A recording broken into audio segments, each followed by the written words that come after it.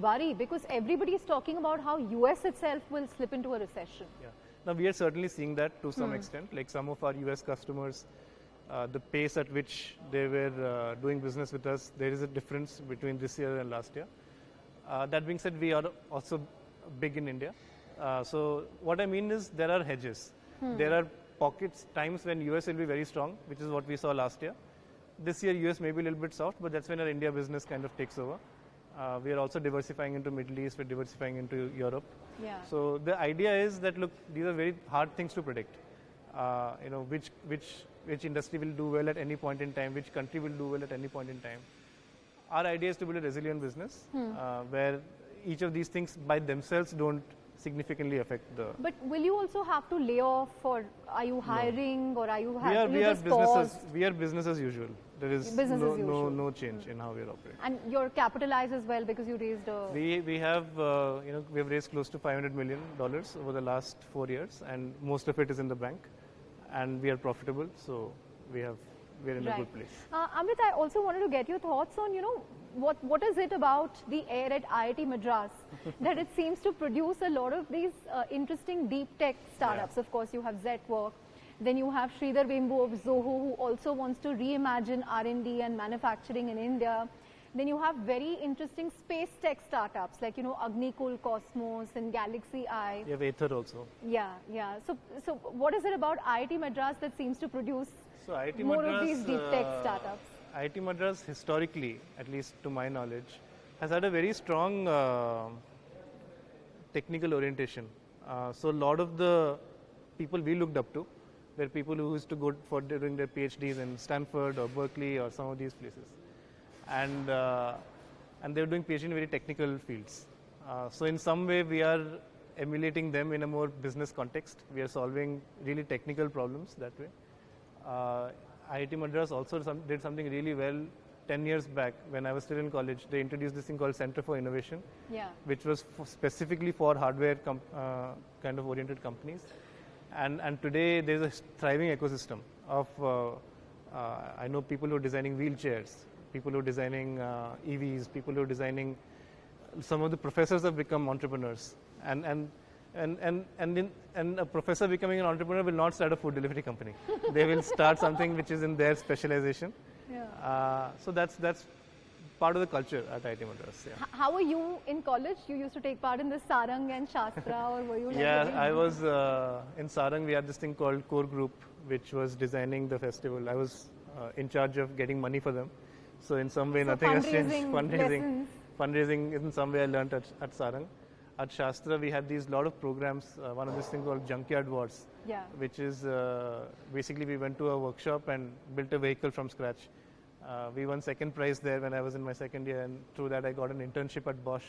So I've been very hands-on, technical, quote unquote, in my entire journey that way. Founded in 2018 by Amit Acharya, Srinath Ramakrishnan, Rahul Sharma and Vishal Chaudhary, Zetwork is a manufacturing platform connecting original equipment manufacturers and engineering procurement construction customers across India, North America and Southeast Asia with small and medium-sized enterprises. It is present in categories such as fabrication, machining, casting and forging. It helps customers in procuring custom products which are not available off the shelf, real-time tracking and project management all the way till delivery. It has over 100 clients in North America, ranging from small enterprises to large conglomerates. It makes nail clippers for one company, for instance, seen as a niche market, but used widely at the same time. Most of its founders have a background at the IITs or ITC. It recently elevated Ankit Fatehpuria as its 5th co-founder. Vishal, Rahul, Ankit, thank you very much for joining us on Bits to Billions. So, very interesting composition of founders. You all either have an IIT connection or an ITC connection. So, tell us a little about that. How did that come about? And ITC especially seems to be seems to have a very strong bond with Zetwork. Yeah, so I mean, after IIT we went to ITC. That was our first job as management trainees. Coincidentally, between me, Srinath, and Amrit, we had the same boss, and we had the same location, Guntur. Was the boss so bad that all of you had to leave? No, actually, he also happens to be an angel investor in our company, so we bonded very well with him. And financial independence, first job, three of us would go to bar together, would talk about love life together. So that's how we became very close. Eventually, we parted ways. People went on their different directions. But when we thought of starting something, this gang was the first group we'd reach out to. And you To also start have the an company. ITC. Yeah, so I didn't work with them. What happened when they moved out of ITC? Then I moved to a new office where my boss was the same Vishal is talking about. Okay, this boss seems to be the glue that Yeah, and that boss referred Ankit. Yes. Please take him. Yes, yes. But Ankit, do you feel a little left out? I mean, there are like 2 IIT Madras and one IIT Kharagpur and Absolutely not. I am super comfortable. If there was one more chartered accountant in the gang, then probably I would have felt a little uncomfortable. But it's like one. now he kind of can reign supreme as the sole chartered accountant. Of course, of course. I was the one who was not part of the ITC gang, right? I ended up working with Srinath at Blackbuck, and that's how the connection came into existence. So I'm the only one who is not from an ITC, I'm from Blackbuck. So there's an IIT, ITC and a Blackbuck Yeah, exactly, mafia exactly, at, exactly, yeah, yeah. play here. So the cliche goes that, 2's company, 3's crowd. Here you have 5 co-founders. Srinath is not here. But how does the dynamic work? Is it like too many co-founders in one go, or is it just, you guys doing your separate thing? Yeah, so I think we are very clearly defined as we have evolved over the last 3.5 years on what mandate each of us run in the company.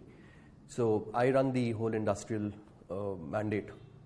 Rahul runs the consumer mandate, and Ankit runs the whole upstream mandate for the company. So that way our boundaries are very clearly defined, the asks are very clearly defined, and but at the same time it always helps to dig each other's head to take inputs on what is it that if I need help on something I would go to Rahul or an Ankit. But the boundaries of work are fairly clearly defined. So that way it has worked for us so far. And to add to that, right, of course in the initial days, you would find it difficult because you're new folks who have come in again to work together. But we decided in the very first go that when we take a decision, the decision has to be about the company. We put the company first above all of us. So in that way, whenever you call out that, hey, are you putting the company first, the decision making becomes easier. And that's the alignment that has been working for all of us. So who has the final veto or the vote among the 5? We don't have that culture of final veto or vote. It's always comes as a group consensus. Yeah, we try to convince each other on certain things. And for example, if I raise out few risks or if I raise out few doubts, everyone tries to convince and then take a call for the company. Right? If it's in the end making sense for the company, why not? Right? How can it happen that I might feel it's not working for the company and someone else might feel it works? Right? Ideally, both have to align.